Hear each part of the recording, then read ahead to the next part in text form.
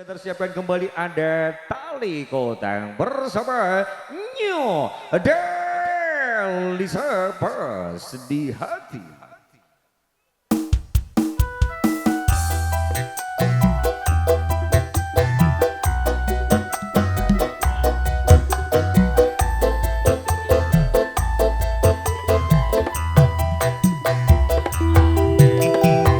Warung makan Bu Sri Rezeki.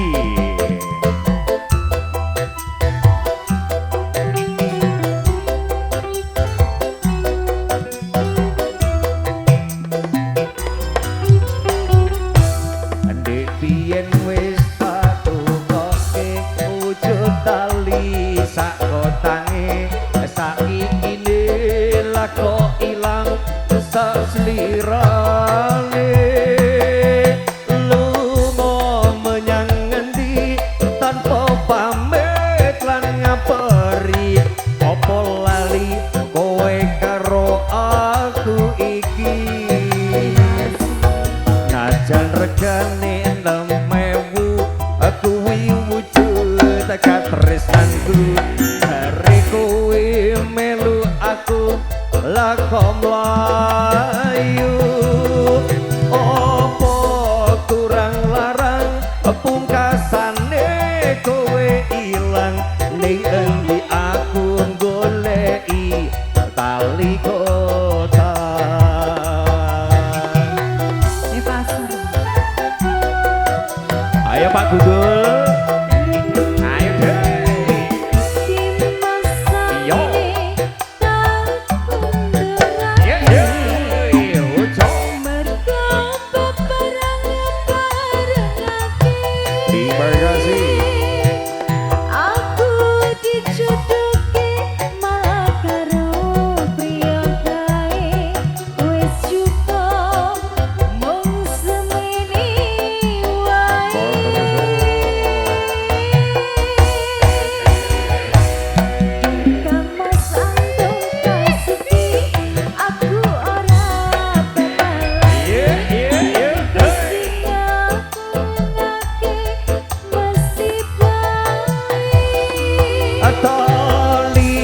Kotang iki tak simpen tekane poti tali kotang wujud tresno kang suci Nyo Delisa Pas di Hati. Sesepuh benih sepuh yang menjadi sawahan motor sun. Dulu-dulu ngatur semuanya, terima kasih pula. Selamat bergabung bersama kami, selamat menikmati hidangan telah tersedia.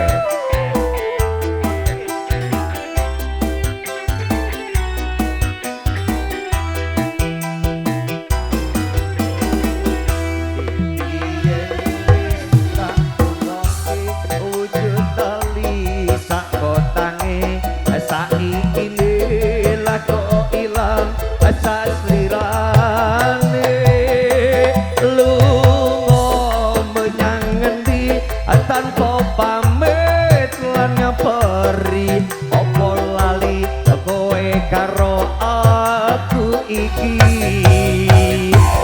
najan regane 6.000 kuwi wujud katresnanku jare kowe melu aku lakom mlayu opo kurang larang pungkasane kowe ilang ning endi aku goleki tali kotang ning pasar. ning kono ta Ono. ayo deh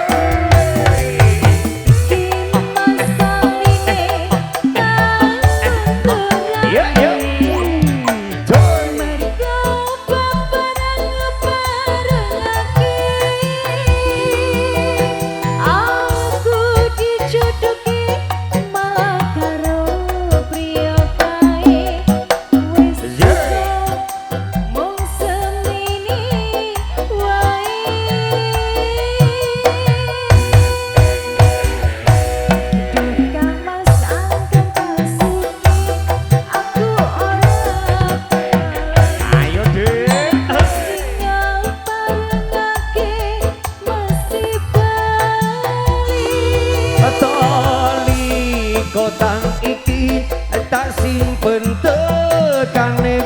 dadi tali kotang wujud tresno kang suci tali kotang wujud tresno